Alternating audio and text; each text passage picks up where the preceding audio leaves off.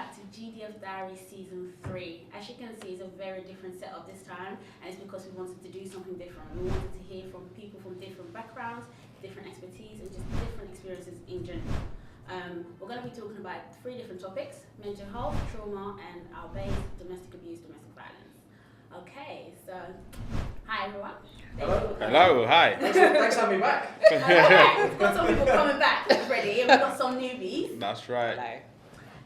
All right, let's just dive straight in. I want to talk about mental health. Have you ever struggled with mental health, and how did you deal with that? Feel free. Who wants to go first? You go first. You go first, yeah. So, in short, I have struggled with mental health issues in the past. I was bullied for 9 years in primary school and secondary school. The abuse took the form of physical abuse, social abuse, 1 incident of sexual abuse in primary school, and then 2 incidents of cyberbullying. So that's my experience of trauma or trauma-related things. And we might as well just, since you're speaking, how did you deal with all of that? Not very well. Yeah, no, I can imagine. So how did you get yourself from going through that to who you are today? It was a long journey. So it took 9 years of therapy. I did 3 rounds of cognitive behavioural therapy, or CBT, as the listeners or watchers all know what that is. And I did 2 rounds of a lesser known therapy called eye movement desensitization and reprocessing therapy. So I'm diagnosed with anxiety and post-traumatic stress disorder, or PTSD, and the EMDR is to tackle the PTSD. So it's almost like it's hypnotherapy based. So you move your eyes from side to side and you cycle back through negative memories in your head, and your brain heals itself as you process it. Oh. And you also talk to younger versions of yourself. So it's like being on drugs a little bit. Really? It's a very trippy experience, yeah. Wow. But I did it in my comfort of my own home. How long did with you my do that laptop. for? I did my first round of EMDR for about 5 to 6 months, and then I took a break because I was looking to move out at the time. It was around the 2nd to 3rd wave of COVID, and then unfortunately my therapist took her own life, and I had to find a new therapist. That And must then I have did been that for about 3 traumatic months. for you. If I wasn't in a better place with my mental health, it probably could have affected me more. I think what it did show me is that despite the work that I've done with Vent, which is my mental health platform, and the podcast that I've done, and all the education that I've done on mental health, in my head, perhaps I still didn't think that therapists could be exposed or be prone to mental health issues. So that's, I think, an extra thing that it taught me, that even the people who are trained and professional to deal with people with mental health issues also have issues with themselves. Wow. Thank you for sharing. Wow. How about you, Kelechi? Yes, so I've definitely dealt with mental health issues. I would say for as young as 10, even before 10 years old. But at that time, I didn't know what was happening, and I wasn't guided through the process to understand what was happening. So I would say I was dealt with a lot of low mood and depression, and later it was diagnosed as post-traumatic stress disorder. So that, for me, it took the form of, I used to sleep a lot, overeat, but I internalized a lot. So I looked on the outside to teachers and outside people as okay, coping, because I think now on reflection, I would put a lot of effort into being okay. So, but when I was in my own private space, that was me, and often I had no energy to do anything. So I was often in bed, often wanted to shut down, sleep, just to not cope. So for me, that was something I've always known. I always thought it was me, until later in life. Probably now, in my 30s, I started to go through an intentional healing process, and that took the form of therapy, and it was life-changing. Yeah, so I started to see the processes of things that I had gone through was as a result of trauma, complex trauma, intense trauma, which formed as DV, sexual abuse, bullying, similarly. And actually, as Fred just mentioned, on cyberbullying, I was like, oh yeah, I went through that. And that's how the journey goes in life, because sometimes you don't understand actually a name to something. But that's a beautiful thing about finding information and platforms and therapies, because you start to put a name to something, so then it helps you to heal, because you understand actually this is complex trauma. So so for me, it was a process that took a very long time, and I would say to my end days will continue, because it's something that, being in the medical field, is ingrained in our psyche, it's in our mental, in our brain, and it's proven in research in terms of trauma and, you know, maltreated child compared to there's actual brain deformities. So, but with the necessary support and help, I always think everyone has the potential of healing and go through their process. I love that. Ugh. Wow, that was a lot. I was like, that was a lot for in a few minutes. I was lying down in my head. I was like, this is a lot, guys. Wow. Yeah, as for No me, pressure. I think I probably have had mental health issue when I was young. But the problem is because of where I'm from, especially in Africa, you may have those kind of things like mental health and mental issues, but how do you deal with it? You just ignore it and you get on. You just move The on. mask. Yeah, the mask. And I think I've probably definitely have had it, especially when I lost my mom. I was about 12 years old. And the only thing that I keep asking myself in my head is why? It's trauma. And then you try to find a way to cope with it. And it could be difficult at sometimes. And until I grew up and then understood that, okay, I probably went through trauma. And then, to realize that it's happened, Now I know what it is because nobody speaks about it and you just try to move on. But yeah, I probably definitely have had mental breakdown, but I don't think it was a breakdown, like a crazy breakdown, but it's definitely Something you struggle with, and it frustrates you, Yeah. because you ask yourself why, and or maybe I could have had more time, things like that, and I know a lot of people that go through that phase, and I think what kind of made me think about it more is when we lost our dad, to COVID as well. So it kind of brings that trauma back in a way, and the funny thing is we like I said, I'm from African background. What's therapy, my friend? They don't think about therapy. They don't talk about it. What's therapy? I can't think of the last time when I went back home in Congo. I would see my uncle going through something. They would never speak about therapy. They would just say, guy, you are a man. Deal with it. You know. And I imagine that, and I know a lot of people that been through a lot of things, especially being raped and being abused, but nobody actually talks about it. They just shrug it to the side.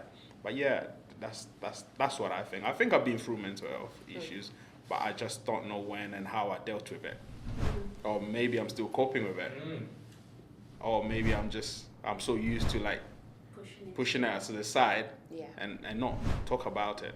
Yeah. And can I kind of follow up from that? Because obviously you're my brother. Yeah. And I feel like I definitely agree in Yeah. terms of this is me being honest, I don't think you deal with things how I would probably deal with it. So like when our dad passed, I went to therapy because that was like a breaking point for me. For like everything that we've probably been through in life. I was like, I'm not going to be able to deal with this on my own. Like, yes, I've got my faith and everything, but at that moment in time, I think I even told you, like, I was angry with God. Like, I wasn't even, like, I don't want to pray because I don't understand why this is happening. So I feel like therapy definitely helped me because besides just obviously the grieving, but also just understanding why I react to certain things the way that I do. So it's like unfolding things from the past and stuff like that. And like you said, putting names to things like, oh, because that happened, or this, that complex situation. But like you said, I didn't spend that much time in Africa. I don't even remember. You never know. Months. For a few months, You're alive, you know. But it's like I feel like because you have experienced a lot of that, you know, like pushing things to the side. You're the oldest, you know, being brave and having that brave face, and I saw that literally when Dad passed. You put on that brave face, and he was like, let's get on with it. You feel the responsibility as the oldest brother. As a man to support others. Even now, I've got a lot more responsibility now. Not just being a husband and a father, because you've got a lot of things to deal with at home. Then you have the whole family. And especially, I keep saying from where I'm from, because the problems are, you get a lot more problems because everybody back home are depending on you. For health, somebody's sick, you have to provide. You're thinking, I have to call my council tax to pay. A lot of anxiety. You've got to find your release valve. Exactly. So those are the kind of things that kind of make me feel okay, got a lot of weight on my shoulders. And there is a cultural dimension to it, isn't it? Yeah. Especially in the African culture. Yeah. So as a man, and then as a firstborn, and then as an African man. So there is a complexity in that, where there's a lot on your shoulders. And I think that's why I want to have these conversations, because I feel like people don't realise that. Yeah. Do you get what I mean? Yeah. I'm not trying to take away like the expectation of, you know, taking care of your family or anything, but just understanding that it's a lot on one Those men need support too. Yeah, They do. 100%. Yeah. Do you get what I mean? It's their job to step up, but they need to be helped as well. That's right. Absolutely. Yeah. And can I put another question out there? So Yeah. do you believe that low mental health, because let me just put that out there, because I think we spoke about it. When people say mental health, we immediately think about bad mental health. Think of mental illness. Mental illness is not mental health. And it's not Completely mental separate. What's the difference? Because I don't know. Mental illness is when someone is seriously ill with, say, borderline personality disorder or schizophrenia or something that is termed as severe. Mental health is what we all have. Yeah. Okay. Your mental health is how you deal with life. on a Yes. daily Oh, basis. brilliant. Thank It goes you. up and down. Yeah. That's what life is about. Yeah, so Mental illness is something quite very. severe. And you know, since we had that conversation on your podcast, I've kind of understood that better for myself as well, because it's normal to have mental health. Good days, bad days. Everyone has good days and bad days. And language is very important. Yeah. When people start to say, "Oh, I've been through mental health." Have you actually been through mental health? Or Yeah. have you been through mental Mental illness? illness, Or have you just been through a low period? Yeah. And it might not be mental illness at all. Yeah. So No, Wow. it's Really good. 100%. But yeah, the question I have is, do you feel that the low levels of mental health is, well, that's not the question. Do you believe low mental health and trauma has a connection? it can do. I don't think it exclusively has to be. I think low mental health can be linked to anything. You could have a bad day at work. You could miss your train. You could have an argument with your partner. That could cause low mental health. It doesn't mean it's linked to trauma. Obviously, trauma can be linked to low mental health. If you're struggling with, say, sexual abuse, or you're struggling with self-harm or an eating disorder, they can be linked to trauma. And that can cause your mental health to be in a dire state. But general low mental health, I think, needs to be separated from trauma itself. No. Yeah. Yeah, I do agree with that. You guys? Yeah, I think so.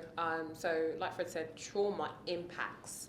So, someone may have an experience, a traumatic experience, and then it would impact their mental health at some point. So, there has to be a separation because mental health is so broad, right? And grief is trauma, like you said. Exactly. Grief is a trauma. So, people need to be informed about what that looks like. But I do see trauma as something that is not really spoken about as much. People don't understand that they may have experienced a traumatic event, and therefore, if they don't understand, you may think and see and process life in a specific way until later.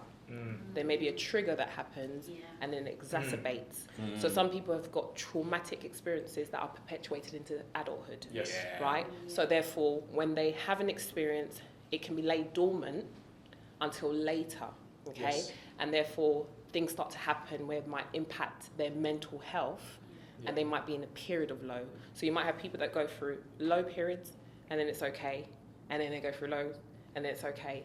And actually, sometimes it's an exacerbation because the traumatic event hasn't been identified, dealt with, or recognised or disclosed. It took me 18 years to disclose my sexual abuse.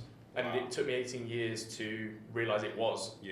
So I was 8 when it happened, and I was 25 when I came out about it. And then I've been dealing with it and resolving and healing from it in the last 3 years, which I thankfully can say I have. But like you said, Kelechi, as well, I think on the other end of the spectrum, yes, there's trauma that isn't spoken about enough, but I think with this Americanization of mental health, of culture and conversation, trauma can actually be used too much. It's almost like a catch-all. You can have a bad day, it's trauma. Or you can... And I think that muddies the waters, and I think it actually belittles the conversation, because if everything is trauma, nothing is trauma. Really good.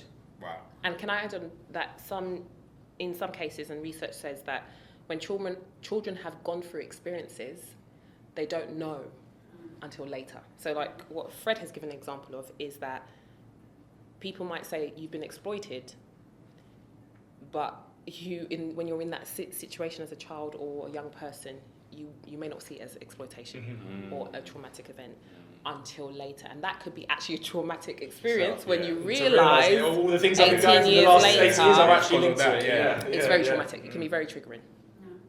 Wow. That's very insightful, because I actually 100% young, you don't know what's going on. So. And then you begin to have the lows and the highs, and you don't know why Yes. you have the lows and And the that was highs. me for so long. Yeah. That was me for so long. Yeah, I always used to be like that as well. I used to have my highs and my lows. And then, like, my spouse, my wife, my partner will probably ask me, why are you down today? And I don't know why I'm down. Yeah. It could just be anything. You Yeah, could just be feeling down today. Yeah, especially work as Yeah. well. Sometimes you just feel frustrated, or you just feel like, okay, I'm not in the mood to talk. Sometimes you need that space. This is not a day. Yeah. I'm just going to leave it. I'm going to park it. I'm going to let it pass and move on to the next. Yeah, and then I think what has to it is the pressure as well, isn't it? The pressure of being a husband. Husband who always have to be provider, protector, and all of that. And so you're consciously thinking about all these things that you need to deal with and to sort out. Put yourself second. Yeah. You always have to put yourself second. Yeah, I think our society now, we're in a place where we don't think about those things. And I'm looking at it as a young people, especially in the street. That's why you have a lot of mental health problems, because you have this societal image that they've put in front that you have to have certain image. Or Like achieve certain things. Like right now, by a certain age. Like right now, when you think about roadman, every roadman has to wear all black and a big hoodie and what do you call it? A balaclava. And I'm thinking myself, who told you have to be like that? So then you have all these mental problems as young people, is because Instagram or social media has told them this is how you to be. It's a cocktail pressure, isn't it? So the environment has taught them this is how you have to be. Yeah. And then they start putting a lot of pressure on themselves. And everyone lies on social media. Everyone, but because they haven't got that conception and self-awareness. They think, someone who's presenting like this, that's their life.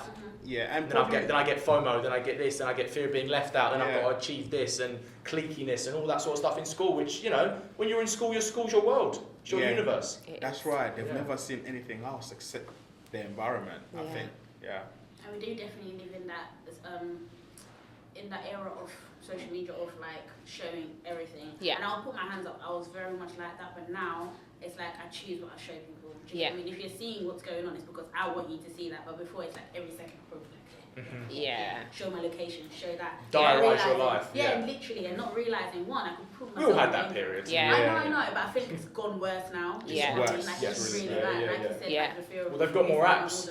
When I was in that period, I only really had Facebook. Facebook. I think social media adds to people's anxiety and mental health. 100%. Yeah. 100%, It's because, like proven. comparison, I used to do that. I'll be like, oh my god, my friend's bought a house, got a new car, So I'm really behind. And look at your age and you think, why am I not doing this? Am I not doing that? I always tell this to people who are kind of feeling pressure, that when I came out of university and I graduated, I was in this period where people were presenting themselves and I would feel a bit pressure, they're doing this, and then I realised most of these people are boring. I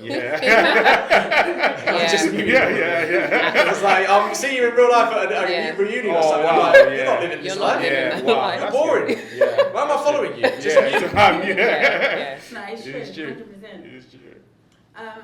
So I want to talk about the focus. So do you feel like there's less, I kind of already know the answer. Do you feel like there's less focus on men's mental health than there is on women's mental health? I think that it's obviously a bit of a loaded question, so I'll try and tackle this with this social hand grenade as best that I can.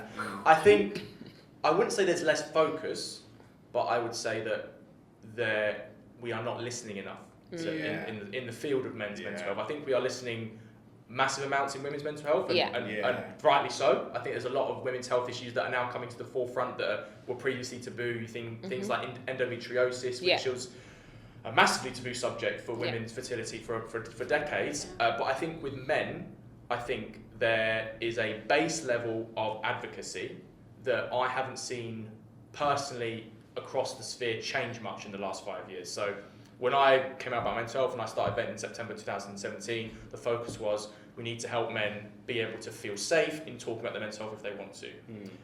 And what I get frustrated with is that mantra seems to be exactly the same thing as it was 6 years ago, 5 years ago. And we need to move on. What I see in the podcast that I've done, there are a few issues which have been tackled quite well in men's mental health. Things like suicide, self-harm, even eating disorders in men is being tackled a lot more now, and there's a lot more voices in that space. But when you've got things like sexual abuse, domestic abuse, men who've detransitioned, these are some of the most stigmatized subjects. Yeah. And when those men come out and talk about it, a lot of the time they get backlash. Yeah. And they get told, the message that I find that they receive, either subconsciously or consciously, is, men, it's okay to talk about your mental health, but don't talk about that. Yeah. Wow. Really good. Yeah, I agree. In relation to men's mental health, I'm seeing it talked about a lot more recently. Yeah. Where's the action? Do you So know what I mean? where's the action? I think. And where's the plan? Yeah. Mm. So in the media, you might hear about the number of the statistics Yes. about suicide, right? So they will show you the statistics about the number of that suicide is quite right. I remember watching a podcast about so these were 4 men, and the question was why we don't talk if we're struggling, and it was very interesting because they were speaking about the notion of, similarly what has just been mentioned, is there are subjects that if they speak about, it's viewed almost as not like an abomination or taboo to speak about. So in terms of separating the subject of, let's say, pornography as a thing to cope with their mental health, it's kind of like, if you mention this, you're almost demonized from admitting that you struggle with this and that you're using it to cope. So people often don't focus on the reasons as to why. Yeah. And it goes back to trauma-informed practice.